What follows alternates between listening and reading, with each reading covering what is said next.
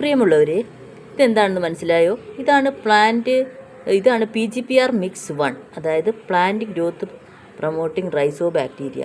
ഇതിൻ്റെ ഉപയോഗക്രമം എന്തെന്ന് വെച്ചാൽ, നമ്മളെ കൃഷിയിടത്തിൽ വിളകളുടെ പോഷക ലഭ്യതയ്ക്ക് ഉപയോഗിക്കുന്ന NPK ഉള്ള ഒറ്റ ഉപയോഗത്തിലൂടെ NPK ചെടിക്ക് കിട്ടുന്ന ഒരു പ്രധാനപ്പെട്ട സൂക്ഷ്മവളക്കൂട്ടാണ്. ഇത് നമ്മുടെ ചെടിക്ക് ഉപയോഗിക്കേണ്ട ആവശ്യകത എന്തെന്നാൽ, ഇത് ചെടിയുടെ വളർച്ച ത്വരിതപ്പെടുത്തുന്നു, ചെടിക്ക് നമുക്ക് ഉള്ള രോഗപ്രതിരോധ ശേഷി വർദ്ധിപ്പിക്കുന്നു.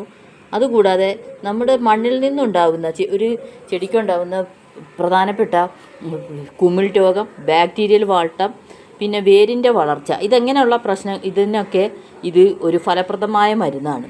അപ്പോൾ നമുക്ക് ലഭിക്കുന്ന സ്ഥലം എന്ന് വെച്ചാൽ, ഇതിൻ്റെ ഉപയോഗക്രമം എന്ന് വെച്ചാൽ 2% വീര്യത്തിൽ ചാണകപ്പൊടിയിലോ കമ്പോസ്റ്റിലോ മിക്സ് ചെയ്ത് വാഴ, നെല്ല്, പച്ചക്കറി എന്നീ എല്ലാ വിളയ്ക്കും കൃത്യമായിട്ട് ഉപയോഗിക്കാം.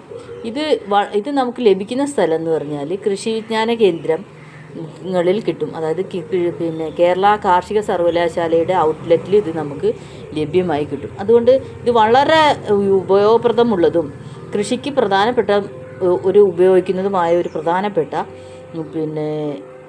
വളർച്ചാ ത്വരിതമായിട്ട് ഉപയോഗിക്കുന്ന ഒരു പ്രധാനപ്പെട്ട സൂക്ഷ്മ വളക്കൂട്ടായ്മയാണ്. അപ്പോൾ അതുകൊണ്ട് ഇതെല്ലാവരും ഉപയോഗിക്കുക. ഈ PGPR മിക്സ് 1 ആൻഡ് മിക്സ് 2 എന്നുള്ള 2 പേരിലാണ് ഇത് ലഭ്യമാകുന്നത്. ഇത് മിക്സ് 1 ആണ്. 2 ഇതല്ല. ഇത് രണ്ടിൻ്റെയും ഉപയോഗം വ്യത്യസ്തമാണ്. ഇത് PGPR ഫസ്റ്റ് ആണ്. ഇതിൻ്റെ ഉപയോഗക്രമം 2% വീര്യത്തിൽ ചാണകപ്പൊടിയിലോ കമ്പോസ്റ്റിലോ മിക്സ് ചെയ്ത് ചെടിയുടെ ചെവിട്ടിൽ, അല്ലെങ്കിൽ നെല്ലാണെങ്കിൽ നെല്ലിൻ്റെ നെൽപ്പാടത്ത് അതിൻ്റെ ചെടിയിൽ ഇട്ട് കൊടുക്കുക. നിലം ഒരുക്കുന്നതിന് മുൻപ് ഉപയോഗിക്കാം.